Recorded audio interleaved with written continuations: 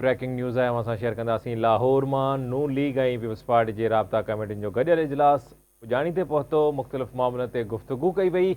नून league तरफ़ां इसहाक़ डार ऐं peoples party तरफ़ां राजा परवेज़ अशरफ इजलास जी सदारत कई। इजलास में राणा सनाउल्लाह, मरियम औरंगज़ेब, हसन मुर्तज़ा, नदीम अफ़ज़ल चंद ऐं ॿियनि शिरकत कई आहे। पंजाब में पीपल्स पार्टी खे नून लीग मेंबरनि जे बराबरि तरक़ियाती फंड्स ॾियण ते इत्तेफ़ाक़ कयो वियो आहे। इजलास में नून लीग ऐं पीपल्स पार्टी विच में पावर शेयरिंग ते बि ॻाल्हियूं थियूं।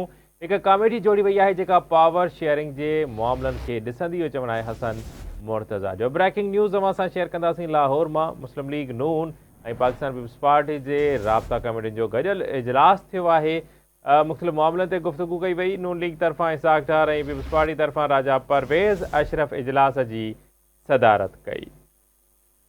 इजलास में राणा सनाउल्लाह, मरियम औरंगज़ेब, हसन मुर्तज़ा, नदीम अफ़ज़ल चंद ऐं ॿियनि शिरकत कई आहे। पंजाब में पीपल्स पार्टी खे नून लीग मेंबरनि जे बराबरि तरक़ियाती फंड्स जारी करण ते इत्तेफ़ाक़ थियो आहे। इजलास में नून लीग ऐं पीपल्स पार्टी विच में पावर शेयरिंग ते ॻाल्हियूं थियूं आहिनि। हिकु कमेटी बि जोड़ी वई आहे जेका पावर शेयरिंग जे मामलनि खे ॾिसंदी।